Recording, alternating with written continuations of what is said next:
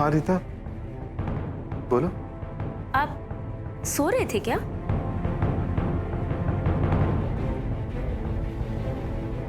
आप मेरी बात का जवाब क्यों नहीं दे रहे? क्या क्या क्या जवाब? मैं आपसे पूछ रही हूँ कि आपकी आवाज ऐसी क्यों लग रही है, जैसे आप सो रहे थे? रीता, वो मुझे ना वो थ्रोट इन्फेक्शन शुरू हो रहा है। आपको 100 कॉल कर चुकी हूँ, 50 मैसेज भेज चुकी हूँ, आप मेरा फोन आंसर क्यों नहीं कर रहे हैं? आपको पता है ना कि आज मेरा कॉस्ट्यूम ट्रायल है और मुझे आपकी ओपिनियन की कितनी जरूरत है। क्या हो गया है आपको? आप बार बार चुप क्यों हो जाते हैं? वो क्या पूछा था तुमने रीता मुझसे? मैं आपसे पूछ रही हूँ कि आप मेरा फोन क्यों नहीं उठा रहे हैं? रीता, मैं भी एक बहुत इंपॉर्टेंट मीटिंग में हूँ, तो मैं बाद में फोन करता हूँ। अरे हेलो,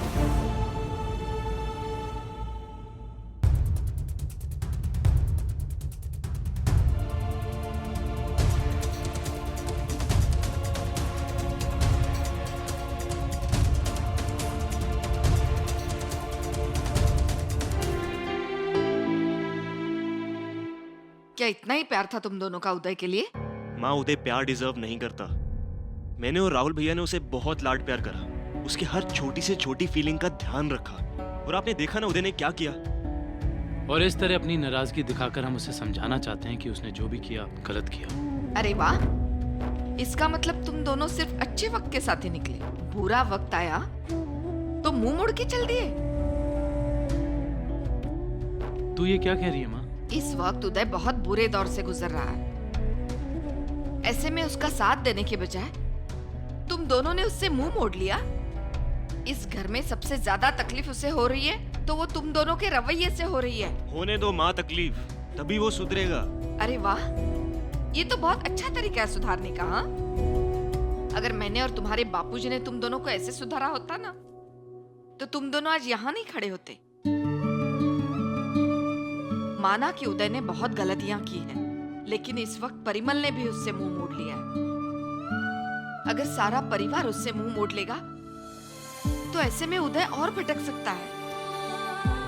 उदय तुम दोनों पे सबसे ज्यादा विश्वास करता है, इसलिए तुम दोनों का फर्ज बनता है कि इस वक्त तुम जाकर उदय को संभालो। लेकिन माँ, जो उदय ने किया उसका क्या? उसने गलती की है, लेकिन उस गलती पर उसे पछतावा भी तो हो रहा है। कोई पछतावा नहीं है माँ, पछतावे का दिखावा कर रहा है वो पहले भी ऐसे कर चुका है। मान लिया कि उदय पछतावे का दिखावा कर रहा है, लेकिन फिर भी तुम दोनों को उससे मुंह मोड़ने का कोई अधिकार नहीं है। अब तो मुझे उस कहावत पे पूरा विश्वास हो गया चाची कि जो भी होता है ना अच्छे के लिए ही होता है।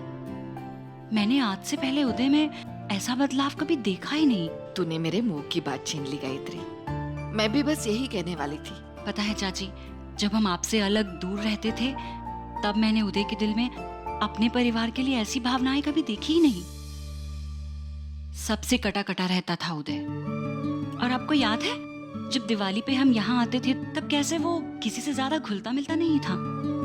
लेकिन आज परिवार के गुस्से का असर उसके दिमाग पे जो हुआ है ना, उससे तो यही पता चलता है कि मेरा उदय अपने परिवार के बहुत करीब आ गया है। बदलाव सिर्फ उदय में ही नहीं, पूरे परिवार में आया है।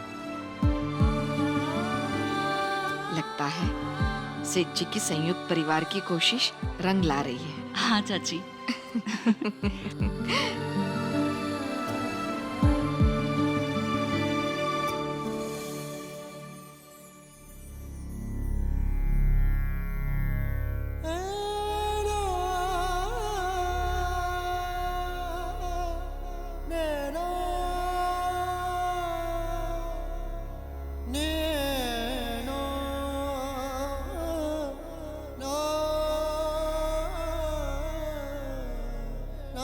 मुझे आपने मिसअंडरस्टैंड किया पापा। मुझे ये नहीं चाहिए था, मुझे ये चाहिए था। ये पैसे नहीं, मुझे आपसे सिर्फ इस पैशन के लिए सपोर्ट चाहिए था। ट्रस्ट मी पापा, सिर्फ एक म्यूजिशियन बनने के पैशन के लिए मैंने इतने झूठ बोले, इतने धोखे दिए, आपको हर्ट किया। लेकिन आज की डेट में मुझे मुझे ये भी नहीं चाहिए। मुझे सिर्फ आपका प्यार और आपकी माफी चाहिए। आपकी और मेरी अंडरस्टैंडिंग और प्यार के बीच में अगर ये पैशन आता है तो इस पैशन को मैं हमेशा के लिए खत्म कर दूंगा।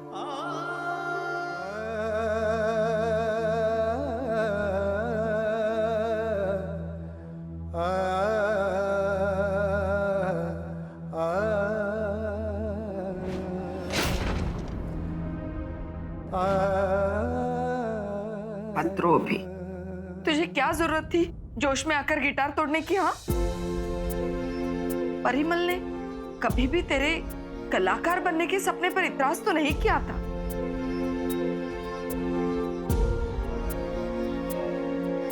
लेकिन दादी, पापा ने मुझे कभी दिल से सपोर्ट किया ही नहीं, बस बेमन से मेरी खुशी के लिए हाँ कह दिया करते थे। पापा को मुझ पे कभी कॉन्फिडेंस था ही नहीं। मैं तो बस ये लगता था कि मैं म्यूजिशियन बनने की कोशिश में अपनी लाइफ स्पॉइल कर दूंगा, और इसी वजह से मैं उनसे सारी कोशिशें छुपाता रहा। ट्रस्ट मी दादी, मैंने कभी सोचा भी नहीं था कि मैं पापा को इतने धोखे दूंगा। लेकिन दादी, मैं झूठ बोलते बोलते फंसता चला गया, और आज पापा को इस हालत में पहुंचा दिया, सिर्फ एक म्यूजिशियन बनने के लिए। इसलिए दादी, आज मैंने वो गिटार ही तोड़ दिया। लेकिन बेटा, अब तो पछता भी तो रहा है ना? नहीं दादी, मुझे गिटार तोड़ने का कोई पछतावा नहीं है, और ना ही मैं अपने डिसीजन से पीछे हटना चाहता हूं। मुझे तो सिर्फ ये सोच के रोना आ रहा है कि लाइफ में मैं म्यूजिशियन नहीं बन पाऊंगा। I love you, Tanu. Rahul, Rahul, Love you, तनु। तनु तो अब वापस नहीं आ सकती, लेकिन क्या मेरी राहुल की जिंदगी में आशा की एक किरण नहीं आ सकती? आज बिना कुछ खाए पिए, कड़ी धूप में, नंगे पांव तेरी 100 परिक्रमा करूंगी। शायद तब तुझे मुझ पर तरस आए और तू मेरी राहुल की जिंदगी में खुशी की नई किरण ला दे।